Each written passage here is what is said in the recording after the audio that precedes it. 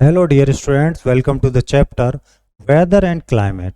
तो पहले हम लोग समझते हैं कि वेदर क्या है। देखिए, वेदर क्या है कि जो हर दिन कुछ ना कुछ चीज़ें बदल रही हैं, जैसे बारिश हो रही है, धूप निकल रही है, तो उसको हम लोग बोल देते हैं, हवा चल रही, वेदर बोलते हैं। Weather is something that does not remain the same. जो एक जैसा नहीं रहेगा वो है वेदर, यानी कि मौसम। और ये हर दिन बदलता रहता है, कभी धूप है, कभी छाया है।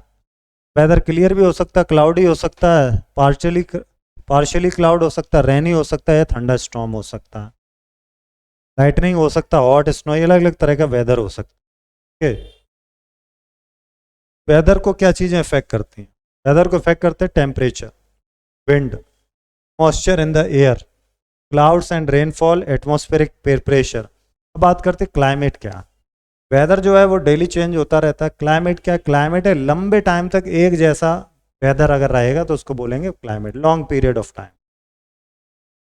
क्लाइमेट आप देखेंगे तो वो पूरे वर्ल्ड में अलग अलग तरह का हो सकता है, अलग अलग क्लाइमेट कंडीशन हो सकती है पूरे वर्ल्ड में। Different places of the world experience different types of climate. For example, countries like Russia, Sweden, Norway and Canada experience very cold climate. Several countries like India, China, Indonesia, Bangladesh experience hot and humid climate. देखिए, ये जो आपको world का map यहाँ पर दिख रहा है, इस मैप में आप देखोगे तो ये अलग अलग आपको क्लाइमेट के जोन यहाँ पर नज़र आ रहे हैं। ये इक्वेटर लाइन के ऊपर और नीचे सेम क्लाइमेट है लगभग लगभग, और ये आपका जो नीचे की लाइन है यहाँ और यहाँ सेम क्लाइमेट, और नीचे जो ब्लू है यानी ये बहुत ज़्यादा सर्दी है यहाँ पर, ये क्लाइमेट यहाँ का सेम है।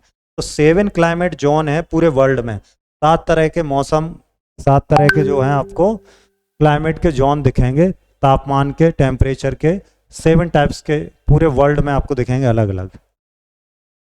अब क्लाइमेट को कौन सी चीज़ें अफेक्ट करती हैं? पहला तो डिस्टेंस फ्रॉम द इक्वेटर। आप ये समझो, जैसे कि ये अपनी अर्थ है, ठीक है, अर्थ ही है बेसिकली, और यहाँ पे क्या हो रहा है कि ये सन है इधर। क्या है? सन। अर्थ के बीचों बीच से जो लाइन डाली जाती है, ये लाइन जो इधर दिख रही है, ये 0 डिग्री लाइन कहलाती है। इसी लाइन को हम लोग बोलते हैं इक्वेटर। क्या बोलते हैं हम लोग? इक्वेटर बोलते हैं।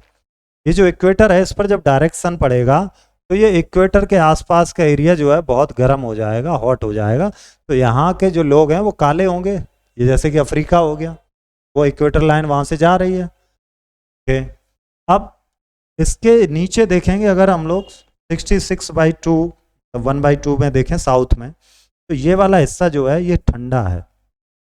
इसके ऊपर नॉर्थ में देखेंगे, यहाँ पे क्या होता है, तिरछी रेज पड़ती हैं, स्लैंटिंग रेज पड़ती हैं, यहाँ पे टेम्परेचर थोड़ा सा कूल हो जाता है। तो जो पहला रीजन है distance from the equator, equator पे टेम्परेचर ज़्यादा, जो यहाँ से दूर होता चला जाएगा टेम्परेचर कम होगा, यहाँ पे कोल्ड होता चला जाएगा। ठीक है, near the equator are hotter, और जो दूर हैं वो कैसे हैं? कोल्डर। सॉरी। अब ये तो बात हुई पहली, इक्वेटर से दूर। दूसरी क्लाइमेट जोन्स, जैसा अभी ऊपर बताया था 7 क्लाइमेट जोन है। तो यहाँ देख लीजिए कौन कौन से हैं। यहाँ पर ये हैं आपके पोल, ये साउथ पोल है, ये नॉर्थ पोल। यहाँ पर आप देखेंगे तो यहाँ पर कोल्ड है। कैसा है? कोल्ड। तो बोलते हैं फ्रिजिड, यानी कि बर्फ जम गई है, फ्रिजिड। इसके ऊपर देखेंगे तो टेम्परेट है, टेम्परेचर कोल्ड है लेकिन बर्फ नहीं जमी। इसके ऊपर देखेंगे टॉरिड है, और टॉरिड यहाँ दोनों साइड टॉरिड है, ऊपर टेम्परेट नीचे टेम्परेट। यहाँ पोल पर दोनों साइड पोल पे क्या? फ्रिजिड है। आर्कटिक सर्किल है, ये ट्रॉपिक ऑफ कैंसर, ये ट्रॉपिक ऑफ कैंसर है, ये ट्रॉपिक ऑफ कैप्रिकॉन है ये वाला।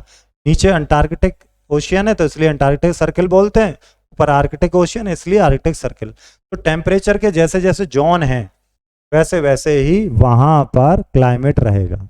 जैसे torrid zone, temperate zone, frigid zone, ये सब अलग अलग जोन हैं। अब आते हैं torrid zone, temperate zone, frigid zone के बारे में बात कर लेते हैं। ट्रॉपिक ऑफ कैंसर और ट्रॉपिक ऑफ कैप्रिकॉर्न के बीच में जो एरिया आता है वो कहलाता है कौन सा जोन? Torrid zone. ठीक है, यहाँ पर बहुत ज़्यादा बारिश होती है। आप देखोगे यहाँ पे टॉरिड जोन है, यहाँ पर बारिश बहुत ज़्यादा होती है पूरे वर्ल्ड में, टॉरिड जोन। दूसरा देखिएगा टेम्परेट जोन, जो ट्रॉपिक ऑफ कैंसर और आर्कटिक सर्किल में नॉर्थ हेमिस्फीयर में पड़ता है, और नीचे साउथ हेमिस्फीयर में जो पड़ता है, इस जोन में स्लैंटिंग सनरेज, तिरछी रोशनी पड़ती है, इसलिए ये न ज़्यादा गर्म है न ज़्यादा ठंडा है इलाका। कौन सा? टेम्परेट। तिरछी रोशनी पड़ती है इसलिए न ज़्यादा गर्म है न ज़्यादा ठंडा। अगला है फ्रिजिड जोन। ये आर्कटिक सर्किल का नॉर्थ पोल और नीचे आप देखेंगे अंटार्कटिक सर्किल साउथ पोल। यहाँ पर फ्रिजिड हो जाता है यानी कि चीज़ें जम जाती हैं, साल भर बर्फ़ पड़ती रहती है। यानी ये जो एरियाज हैं ये और ये साल भर यहाँ पर क्या पड़ती है? बर्फ़ पड़ती है। Climate varies in different parts of world. Some regions of the world remain hot throughout the year.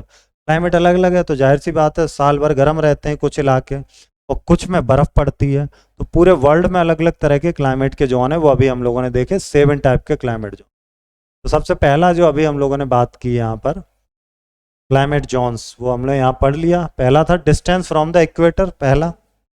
दूसरा क्लाइमेट जोन बीच में आ गई है। अब सेकंड पॉइंट हमारा आ गया हाइट अबव सी लेवल। जो समुद्र का स्तर है उससे हाइट कितनी है, सी लेवल से हाइट कितनी है। तो सी लेवल से जो हाइट होती है उसको हम लोग बोलते हैं एल्टीट्यूड ऑफ दैट प्लेस। जितना ज़्यादा हाइट होगी ऊपर जाएंगे उतने ज़्यादा ठंडक होगी। बेंगलुरु जो है वो कूलर है किससे? चेन्नई से। क्यों? क्योंकि दोनों सिटी जो हैं वो इक्वेटर पर ही हैं लगभग लगभग। डिफरेंस उनके एल्टीट्यूड में है, height above the sea level. Bengaluru जो है वो 550 मीटर पे है सी लेवल से और चेन्नई जो है वो सी लेवल पर ही है। तो जो सी लेवल पर होंगे वहाँ पर गर्मी रहेगी और जो सी लेवल से ऊपर होंगे वहाँ पर क्लाइमेट थोड़ा कूल रहेगा।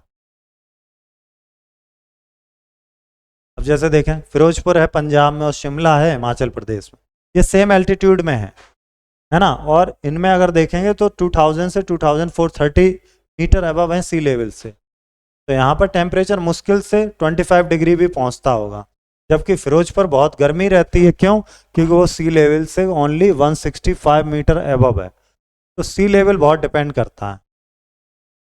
हर 165 मीटर पर सी लेवल का जो टेम्परेचर है 1 डिग्री सेल्सियस वो क्या हो जाता है? ड्रॉप हो जाता है। अब आगे बात करेंगे डिस्टेंस फ्रॉम द सी। सी से कितनी दूरी है इस पर भी बहुत डिपेंड करेगा। देखिए होता क्या है, जब दिन होता है तो दिन में जो गर्म हवाएं हैं वो इधर चलती हैं और जब रात हो जाती है तो ठंडी हवाएं इधर चलने लगती हैं। ठीक है, ये देखिए रात है, ये रात है, गर्म हवाएं आती हैं यहाँ पर और दिन में गर्म हवाएं चलती हैं सागर की ओर। तो ये लैंड जो है, ज़मीन जो है रात के समय ठंडी हो जाती है, दिन के समय जो है ज़मीन गर्म हो जाती है, पानी ठंडा होता है दिन के समय। तो ये भी टेम्परेचर के एक फैक्टर हैं, डिस्टेंस फ्रॉम द सी। पटना जो है बिहार में, ये इक्वेटर से दूर है कंपेयर करें अगर कोलकाता तो। अब पटना ज़्यादा गर्म है कोलकाता से। क्यों? कोलकाता जो है वो नियर द सी, सी के पास में है, और पटना जो है वो सी से दूर है, तो इसलिए गर्मी ज़्यादा पड़ती पटना में। डायरेक्शन ऑफ द विंड्स, हवाएं कैसी चल रही हैं ये भी डिपेंड करेगा कि ठंडी हवाएं चल रही, गर्म हवाएं चल रही। ह्यूमिडिटी यानी कि मॉइस्चर कितना, हवा में नमी कितनी है, ये भी डिपेंड करता है कि पानी से कितनी दूर पर है, कोई नदी या झील से कितनी दूर है आप। ठीक है, और हवा किस डायरेक्शन में चल रही, इन सब चीज़ों पर डिपेंड करेगा।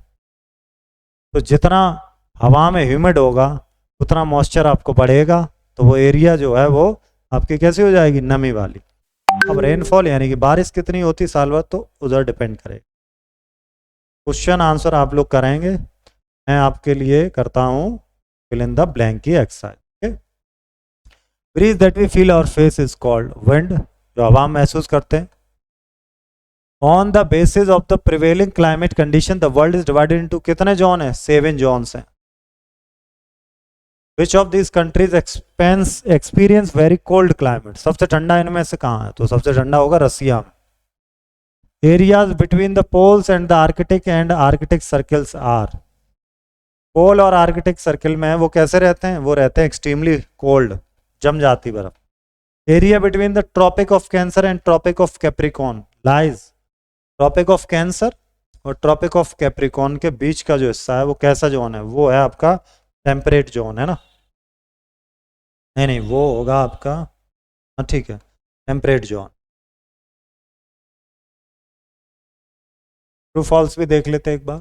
Weather is something that remains the same around the year. No no no, false.